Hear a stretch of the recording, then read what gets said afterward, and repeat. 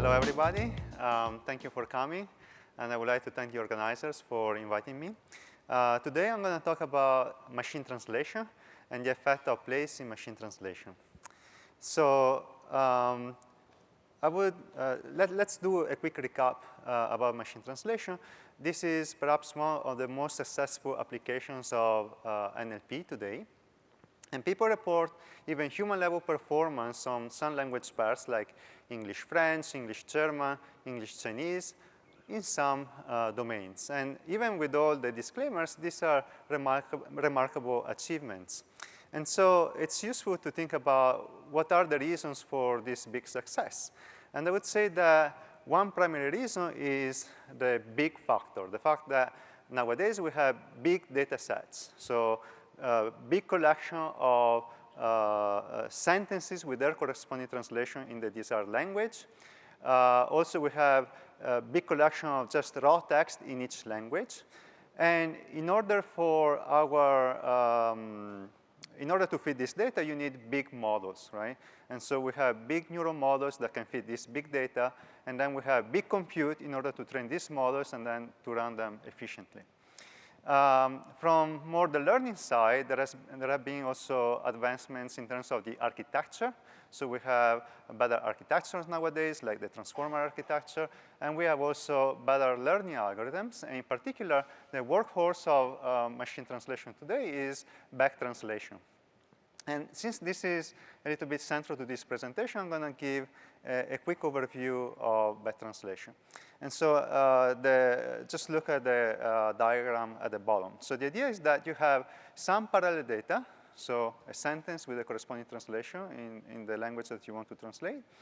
And what you really want to do is to learn a system, a predictor that takes a sentence from the source language and gets you the translation in the target language. But instead, what you do is you train a reverse system that goes from the target to the source language.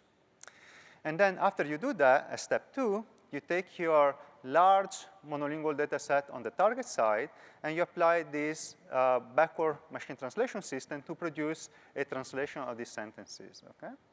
And now, as step 3, you augment your original parallel data set with this synthetically generated parallel data, where the source is actually produced by your backward machine translation system, and the target is the original sentence from the target monolingual data.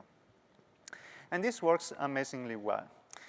Now, in the world, like Hans said before, there are lots of languages. There are more than 6,000 languages, and it turns out that very few have large parallel data sets that are available. And it turns out that back translation is still the most useful techniques in these cases, because it is useful for 2 reasons. One, it can leverage unlabeled data, so monolingual data on the target side, right? And the second reason is because it helps you adapting to the test domain. So let's say that the training and test set are from a different distribution.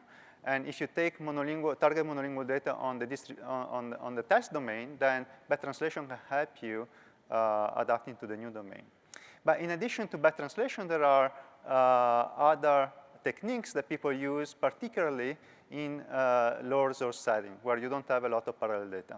So there have been work on better ways to pre-train the neural models. There have been work on using multiple languages at the same time. So for instance, if you want to train a system that translates between English and Nepali, it may be useful to consider also Hindi as an auxiliary task, because Hindi and Nepali are close in linguistic terms. And between English and Hindi, there are a lot of parallel sentences that you can find.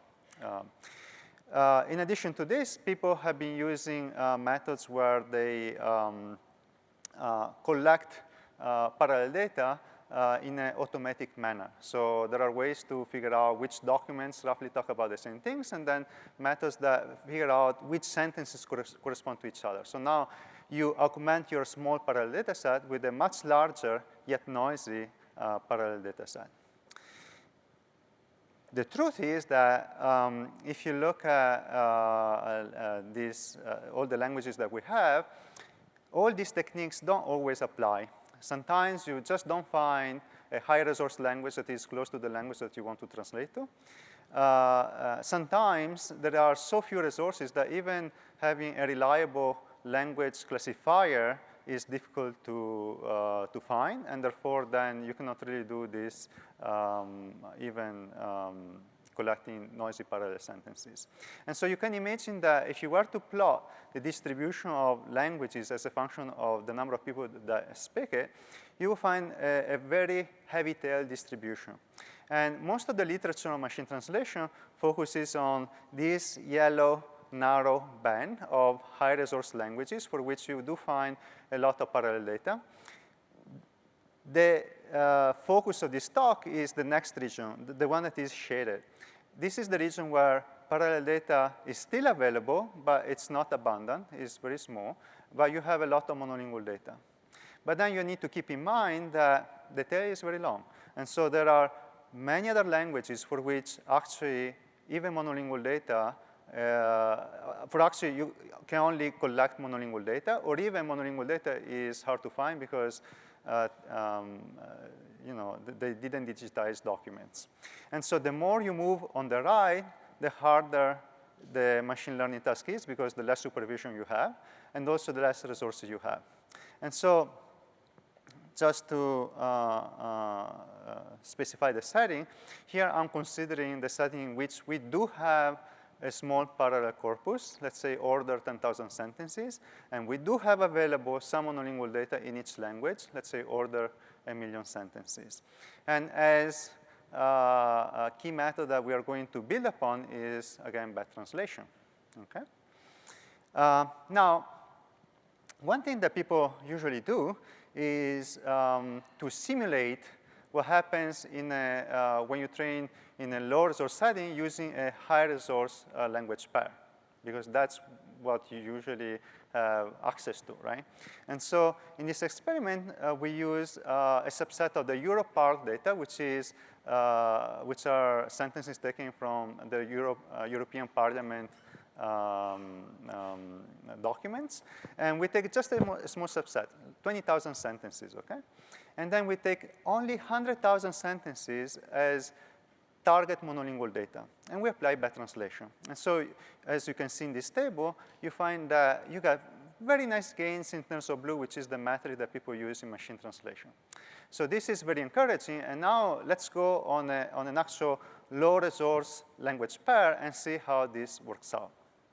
And so if you apply this method on an internal data set that we have at Facebook, where the amount of parallel data is essentially the same as the one that you saw before, of course, it's really hard to compare blue across different language pairs, but the idea is that once you apply batch translation for English Burmese, let's say, the gain is very, very minimal. It's like pretty much not even statistically significant. We did the same using the Flores evaluation benchmark, which we released early this year. And this is an evaluation benchmark in English Nepali, English Sinhala, which is the language of Sri Lanka. And here, the parallel data set is totally out of domain. And the Flores gives you just evaluation data sets for which you can test how well your machine translation system does. And so when you apply batch translation here, you get a couple of blue points improvement, which is not bad. But if you consider that the baseline is pretty weak, you would imagine a much bigger gain. So usually, the stronger the baseline is, the more margin the improvement is going to be. And here, you would expect something more. But so the question is, why is batch translation not performing as well as we were hoping for? And so let me come back to this question in a second, and let's step back and take a little detour. So even if you consider countries that speak the same language or variant of the same language, like the US and the UK, you find that people tend to talk about different things. You take a sport magazine, and in the US, people talk about baseball, basketball, football. In the UK, people talk perhaps about soccer, cricket, and so on and so forth. Now, if you take countries that speak a different language, and in this case, American English and Armenian are would be considered two low-resource language pairs. And you take news in the US, people are more likely these days to talk about hurricane, trade war. In Armenia, it is a hot summer and people are worried about algae on the lake there and earthquake. Same thing if we move further east, and now you consider food in South Korea, people probably talk about all the different variants of kimchi, while in the US maybe they talk about all the different variants of apple pie that there are in the world.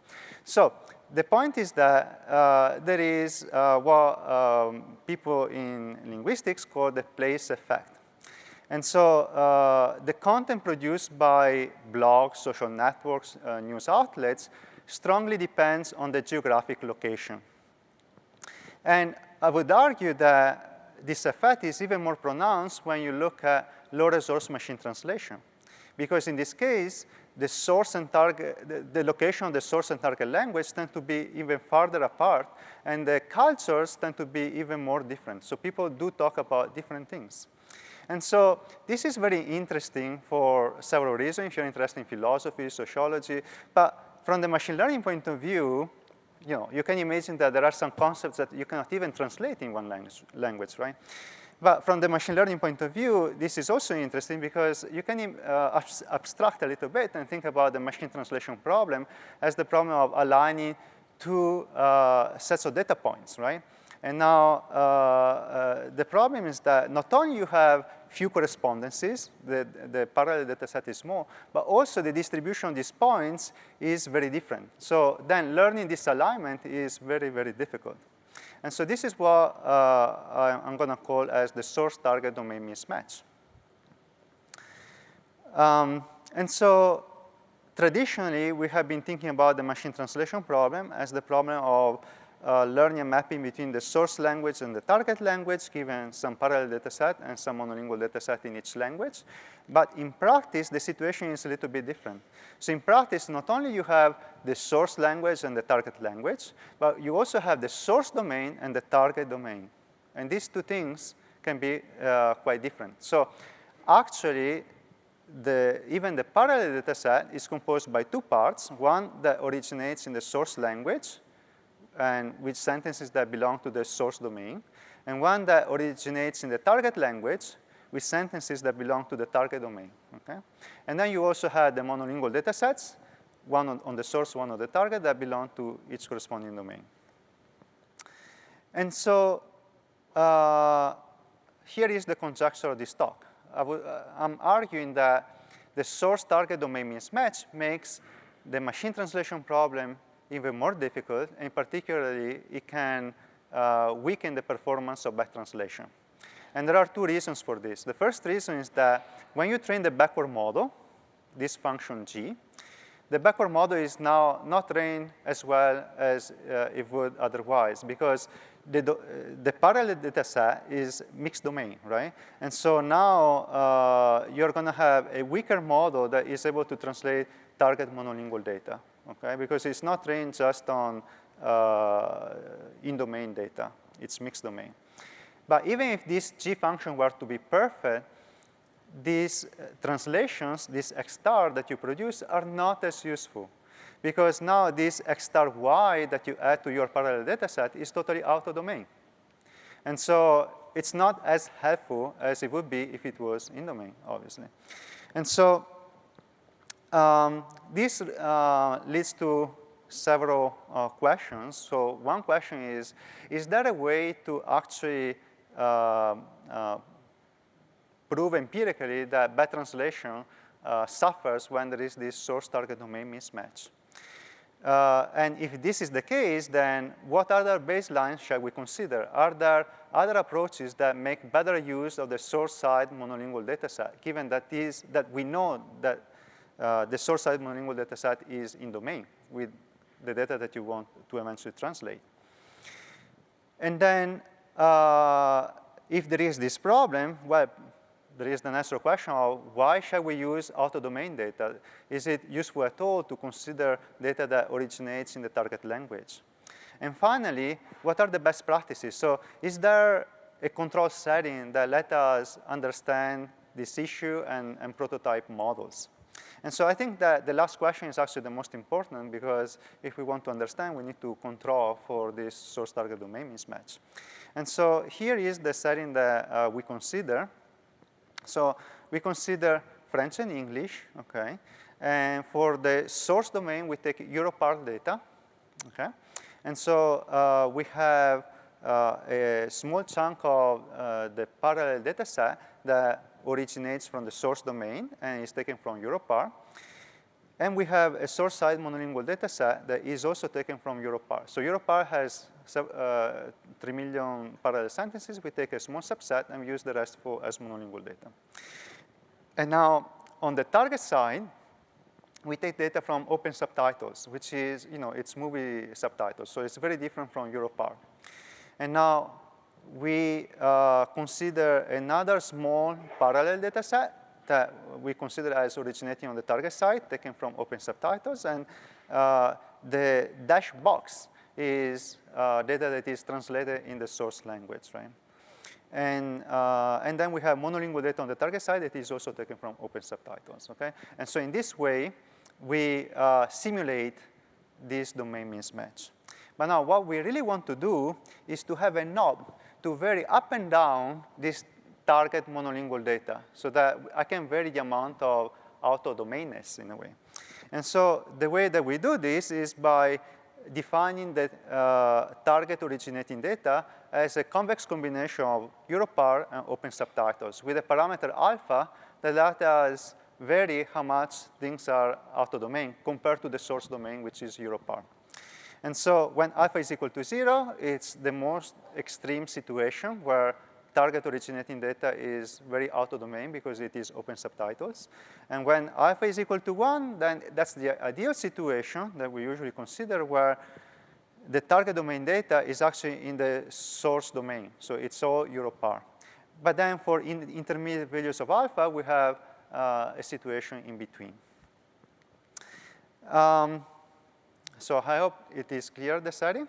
I'm going to go over the baselines that we consider. Of course, the most simple baseline is just training using the bytext data that you have, where you concatenate both the portion that originates on the source and the one that originates on the target. Then we have back translation, which I described earlier on. And again, you have 3 steps. The first one is you train a backward model. The second one is you apply the backward model to translate the target monolingual data. And the third step is you concatenate this synthetic parallel data with the original parallel data to train a forward model. And then, as an alternative to back translation, we consider self-training. So this is an algorithm that was proposed in the mid-90s. And then 10 years later, Weffling applied this to statistical machine translation, very much for the same reason that I'm describing now. And then more recently, this has been adapted to neuro-machine translation. And here, I'm going to use a different variant. And the high-level idea is the following. So you take your parallel data set. So you concatenate both parts of the parallel data set, and you train a forward model. And then you want to leverage source-side monolingual data. So what do? You take a sentence from your source monolingual data set, and you translate it with your current forward model. And now you call the true source and the generated target as additional data to add to your parallel data set. And so in step 3, you retrain your machine translation system in the forward direction using the concatenation of this data set. Now, you may say, why is this ever going to work? Because the forward model is going to make mistakes, and so you're going to reinforce the system mistakes. And that's a very valid concern, but it turns out that there are reasons to believe that this may work. And so one reason is that at step 2, when you generate translations, you usually have a decoding process like beam search that finds the most likely hypothesis given the source. And then at step 3, when you retrain, you use token level cross-entropy loss. And so in a way, you are learning the decoding process now. So at step 3, when you do greedy search, you get a performance that is much closer to the beam search at step 2. Also, when we train a step 3, we inject a lot of noise. And in particular, we add noise in the source sentences. And in this way, you learn to map semantically similar sentences into the same target sentence, which is a good way to regularize.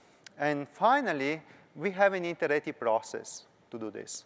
And so the way it works is that you apply your current model to forward translate data. And then at the next step, you retrain your forward model on this augmented data set. And this improves a little bit. But now you have a better model, and so you can redecode the source monolingual data set and repeat this process over and over. So this is a little akin to label propagation. All right, so to summarize, batch translation is very powerful because you actually have golden targets. You have noisy sources, but you have golden targets. But unfortunately, when you do low-resource machine translation, oftentimes this data is out-of-domain, which is the problem that I'm focusing on here. When you do self-training, it's great because the source monolingual data is in domain, but unfortunately, the targets are not very good. And so you may wonder, is it better to have clean targets but out-of-domain data, or in-domain data but crappy targets? And then what is the influence of the amount of monolingual data and parallel data, and what is the influence of the quality of the machine translation system? And so next, I'm going to go over some experiments that may give some answers to these questions. And so in the first experiment, we vary that parameter alpha that controls how much the target data is in domain or out of domain. And so when alpha is equal to 0, you see the x-axis, you have totally out of domain target originating data. When alpha is equal to 1, the target originating data is totally in domain. So it's all Europar. Okay? And so the first thing to observe is that as alpha increases, the performance of all methods improve, and this is expected because everything becomes in domain. Now, the blue line is the supervised baseline trained just on the parallel data set. And obviously, the more in-domain data you have, the better you do, because at test time, you just want to check how well you translate Europar data, okay? Now, there are a bunch of curves above the blue curve, and those are all the variants of batch translation self-training. And so it's nice to see that there is a nice gap between the blue line and these lines above. In particular, when alpha is equal to 0, you can see that self-training, which is the red curve, does better than batch translation, which is the green curve, which is pretty surprising in a way and interesting. But then as alpha increases, then batch translation takes over and does better than self-training. Another interesting thing is that if you combine self-training and batch translation by simply concatenating the two data sets, one that has batch translated data and the other that has forward translated data, you do a little bit better than each individual, whether either batch translation or self-training, suggesting that these two methods are complementary to each other. Next, you may wonder whether in the extreme case where alpha is equal to 0 and you have very out-of-domain target data, whether this data is actually harmful, whether you should just get rid of this data because it is out-of-domain. And so this is the setting that we have been considering, but we could consider also the setting in which we get rid of that data. And so for the supervised baseline, this means that you would just train on the parallel data set that originates in the source language, that is just Europar, right? For batch translation, you would just simply batch translate the portion of the parallel data set because the rest is out of domain. And for self-training, everything is like before, except that at step 3, you get rid of the portion of the parallel data set that originates in the target language. Well, it turns out that it's a very bad idea to do this. So you should never throw away data, even if it is out of domain. At least, this is yet another confirmation of this thing. And this is true across all the settings. Whether you do whether you just look at the parallel baseline or any combination of self-training and batch translation. Not much time left. Okay, so the next thing that I want to mention about this is what happens as you increase the amount of monolingual data. And here, so the blue line is the supervised baseline that just uses parallel data. And here we are in the setting of alpha is equal to 0, so the target data is totally out of domain. And so, as we said before, self-training is better than back translation in this setting. And it's interesting to see that in this extreme setting, you would need 3 times more target monolingual data to have the same performance as what you have with self-training that uses in-domain source monolingual data. And this is constant as you increase the amount of monolingual data, okay? Cool, so I'm gonna skip on this because I want to get on something else. So now you say, well, we have been saying that using a high-resource language pairs is not super indicative of what happens when you use a low-resource language pair. And so in this experiment, we have been looking at English Burmese. So Burmese, this is the Wikipedia page of, so it's the front page of Burmese Wikipedia. And it is a very difficult language. It doesn't even have a standard encoding that people agree upon. They don't segment words. So it's all a long string of stuff. It is morphologically very rich, and it's very, very different from English, for sure. So we participated in a competition that is part of the workshop on Asian translation that is going to be co-located with WeCNLP this year. And the data set that the organizers provided us is a little similar to what I described before. So we have a parallel data set that is in domain. That's the one that you see on the top that has only 20,000 sentences. That's part of the old data set that is publicly available. And then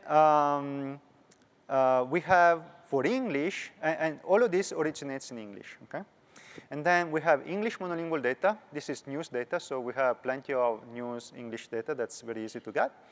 And then we have out-of-domain data. So we have out-of-domain monolingual data on the Burmese side. So we just went on Common Crawl and got some Burmese data, whatever we could find. And this is pretty low quality. And then we have also another parallel data set that is out-of-domain. And this is, it's unclear also where the source is coming from. So the method that we use in the competition uses back translation and self-training in an iterative manner. So the way that it works is that at a given snapshot, you are given a forward model and you are given a backward model. You use the forward model to forward translate the source monolingual data set. That's the thing that you see on the top. And you use the backward model to back translate the target monolingual data set, okay? And then at the next step, you retrain the forward model using the concatenation of all these data sets. So the parallel data set, as well as the back translated data, as well as the self-trained data, okay? And then you also retrain the backward model by simply swapping target and source language. And so what was before the self-trained data becomes back translated data, and what was before for the forward model, the back translated data, now for the backward model becomes the self-trained data. It's very easy. And so, I mean, it is more difficult to say than actually to do. But essentially, the idea is that once this forward and backward model improves, then you can go back and retranslate the monolingual data sets that you have. And you can repeat this a few times. And so what you see is that for both directions, Burmese, English, English, Burmese, as you keep iterating, performance improves. And then if we zoom in at a given iteration, you find that compared to the baseline, which is the first bar, back translation and self-training improve quite a bit, with self-training doing slightly better. But the combination of back translation and self-training improves quite a bit upon each of them. And so here is a snapshot of the leaderboard for the top 4 performing systems. And the yellow bar is the performance of our system using the approach that I just described. And we have an improvement of A blue compared to the second best approach in both directions, which is pretty nice. All right, so I'm almost out of time, so it is time to conclude. So I've been talking about the role of place in machine translation, which is particularly significant when you look at low-resource language pairs. And the effect of place is, in machine learning terms, is a strong mismatch between the source and the target domain. And this makes translation on low-resource language pairs even more difficult. In particular, it decreases the effectiveness of bad translation, which is the workhorse of machine translation, right? And so I talked about a simple way to experiment, to study this problem in a controlled setting. And we found that self-training in some conditions, which is either you don't have much target side monolingual data, or this is very auto-domain, can even outperform bad translation. And what's interesting is that bad translation and self-training are complementary to each other, and if you combine them, you do a little bit better. And so moving forward, there are several open research questions from how to measure this domain mismatch, and then whether there are more effective ways to deal with this domain mismatch than self-training. Because as you could see, self-training sometimes improves upon bad translation, but it's not so much, right? And so there seems to be a lot of room for improvement. And in general, there is the question of how to adapt to a new domain, given that you may not have a lot of data to tune to the new domain, whether it is parallel data or monolingual data. And with this, I would like to thank you for your attention. I'd be happy to take questions.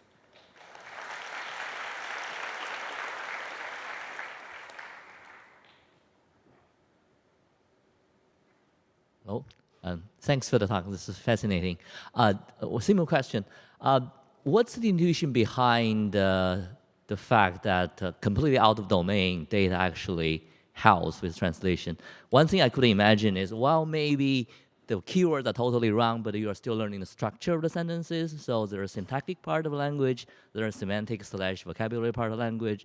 I don't know, is there any thoughts about that or any experiments you can run to sort of simulate that? So for the sake of this talk, I made things more black and white. In practice, there is always some overlap between the domains, I think. And so presumably that helps. And then language is compositional. So oftentimes how you structure the language in terms of where you position adjectives and nouns and things like that carries over also across domains. So I think the fact that actually there is always some overlap between the domains and the fact that the structure of the language is common also across domains when within a language, I think these two things may explain why you still gain something. But then, in reality, I don't know. I mean, this is just my educated guess. Thank you. We have time for one more question. Sorry. You were talking about a test to measure for domain mismatch. It was kind of stomped out by Noam Chomsky and Herbert Simon in the late 1950s that randomness actually improves our Markov models, and in particular random partitioning. It was introduced by Gustav Herden. He created what's called the random partitioning constant to actually measure the semantic content of languages. And I was wondering if you ever use that or any of the techniques you do use to measure semantic similarity incorporate randomness. Thank you. Thank you for the suggestion. That's very fascinating. And I actually haven't thought about along those lines. But what we have been doing is language modeling tests. So essentially, we train a language model on the target data. And then we test on data that originates on the target side versus what you get from translating from the source side.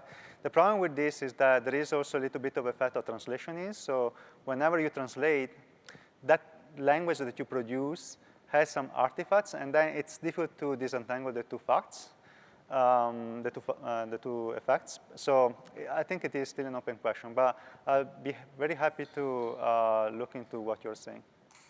Thank you. Thank you. This way.